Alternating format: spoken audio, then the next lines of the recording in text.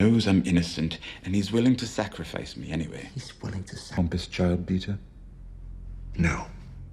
He'd fuck me bloody with a stick. This day's really not worth. Order you belong to, Lord Snow? The stewards. Reese is 40 and barren. She still gets Castle Stokewell. What will you do? I suppose I'll have to kill the man. Khaleesi. Your hero argue over good and evil. Slavery is real. I can. No reward's worth this much trouble.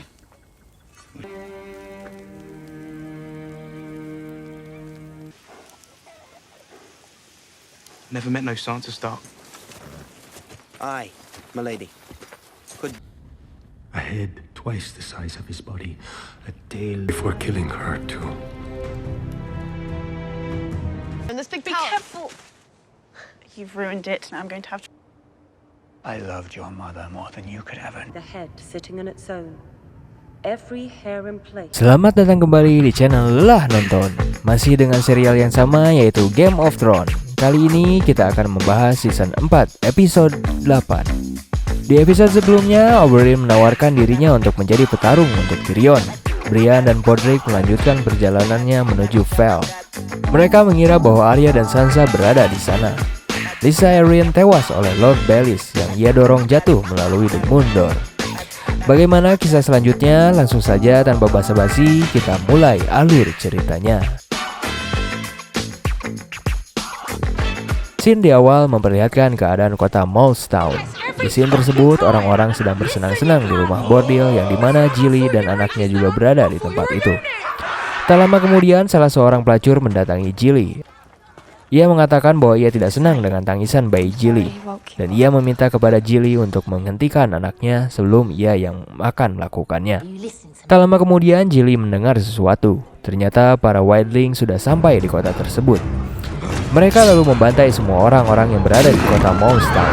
Gilly dan anaknya bersembunyi di sebuah tempat, dan Ygritte pun menemukan mereka berdua. Namun Ygritte menyuruh Gilly untuk diam dan tetap bersembunyi. Kabar bahwa kota Molestown pun sampai ke Castle Black. Para Night Watch sangat geram mendengar kabar tersebut, dan Sam terlihat sedih karena Gilly kemungkinan sudah tewas oleh para wildling.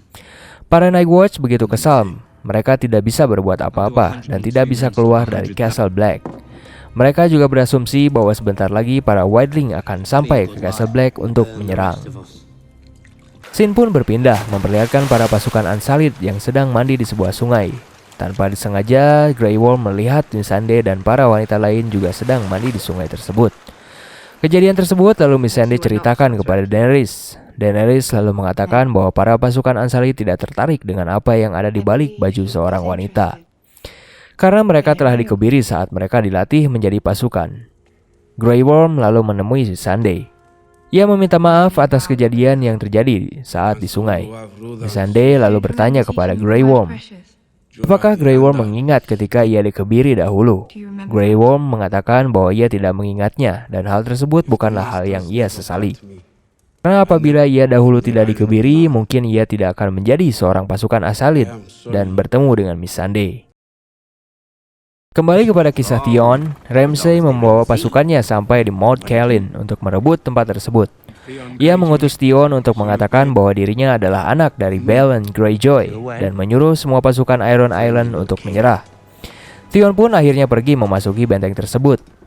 Ia lalu dibawa dihadapkan dengan komandan pasukan Iron Island. Ia mengatakan bahwa ia adalah Theon Greyjoy dan Lord Bolton meminta para pasukan Iron Island untuk menyerah dan Lord Bolton akan membiarkan mereka hidup. Para pasukan Iron Island memang tidak bisa bertahan di benteng tersebut. Mereka dalam kondisi lemah dan sakit-sakitan. Komandan tersebut menolak untuk menyerah karena orang-orang Iron Island tidak akan menyerah. Karena menyerah hanya dilakukan oleh pengecut dan seorang wanita. Komandan tersebut namun tewas dikhianati oleh pasukan Iron Island yang lain. Mereka akan menyerah dengan persyaratan mereka akan dibiarkan hidup dan kembali ke Iron Island. Tak berselang lama, Ramsay akhirnya menguasai benteng tersebut. Namun Ramsay tidak menepati janjinya. Ia menguliti semua pasukan tersebut hidup-hidup dan tak ada yang tersisa. Setelah itu, Ramsay lalu memberitahukan kepada ayahnya bahwa Mount Cailin sudah terkuasai kembali. Lord Bolton lalu mengajak Ramsay berbicara berdua.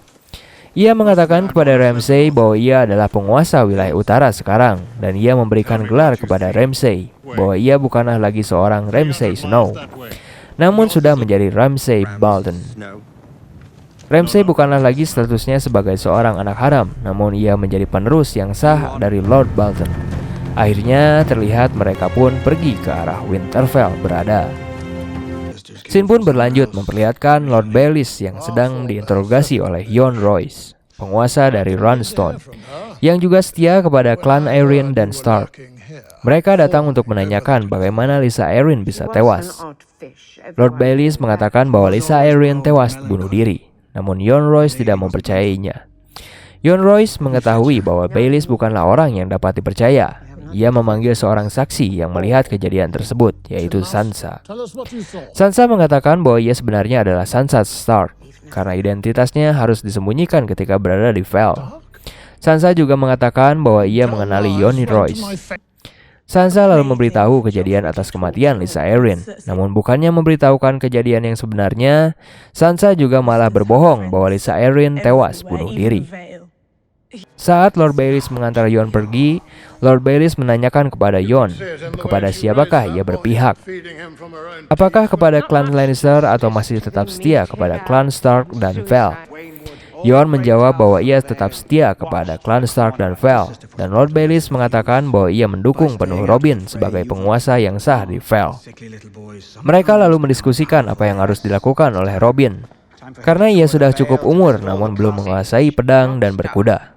Baelish juga menambahkan bahwa ia akan membawa Robin untuk mengunjungi wilayah Vale. Setelah itu, Lord Baelish mendatangi Sansa yang berada di ruangannya. Lord Baelish menanyakan kepada Sansa mengapa ia menolongnya. Sansa mengatakan bahwa apabila ia tidak menolongnya, mungkin Lord Baelish sudah tewas sekarang. Namun Lord Baelish masih mencurigai mengapa Sansa menolongnya. Di luar istana, terlihat Sandor dan Arya sampai di Vale. Saat mereka berjalan, Arya mengatakan bahwa ia sangat ingin melihat Joffrey tewas. Ia juga mengatakan kepada Sandor bahwa ia bisa membunuh Joffrey dengan tulang ayam. Sesampainya di gerbang Vale, para penjaga gerbang menanyakan siapakah mereka, dan Arya menjawab bahwa dirinya adalah Arya Stark, keponakan dari Lysa Arryn. Namun penjaga tersebut mengatakan bahwa Lysa Arryn sudah tewas 3 hari yang lalu. Mendengar hal tersebut, Arya malah tertawa terbahak-bahak. Di dalam istana, Robin akhirnya akan berangkat untuk mengunjungi wilayah Vale dan Baelish. Ia mengatakan kepada Robin bahwa ia tidak perlu khawatir ketika berada di luar kerajaan.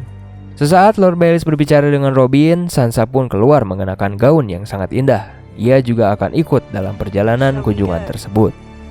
Kembali ke kota Meereen, saat Ser Barristan melihat para mayat-mayat tuan kota Meereen diturunkan, tiba-tiba ada seorang anak yang memberikan surat kepadanya yang berasal dari King's Landing. Ser Barristan lalu menemui Ser Jorah. Ser Barristan mengetahui bahwa selama ini Ser Jorah memata-matai Daenerys dan mengirimkan informasi tersebut ke King's Landing. Ser Jorah lalu menghadap kepada Daenerys yang sudah mengetahui bahwa Ser Jorah adalah seorang mata-mata King's Landing. Isi surat tersebut adalah surat pengampunan yang ditandatangani oleh Robert Baratheon ketika pertama kali Ser Jorah bertemu dengan Daenerys. Ser Jorah mencoba untuk menjelaskan kepada Daenerys, dan Ser Jorah mengatakan bahwa dirinya mencintai Daenerys. Namun Daenerys tidak mau mendengarkan penjelasan tersebut. Daenerys sangat kecewa dengan Ser Jorah. Ia lalu mengusir Ser Jorah untuk pergi dari kota Meereen, atau ia akan memenggal kepalanya. Akhirnya terlihat Ser Jorah pun pergi seorang diri dari kota Meereen. Kembali ke King's Landing, terlihat Jaime mendatangi Tyrion dan membawakan anggur untuknya.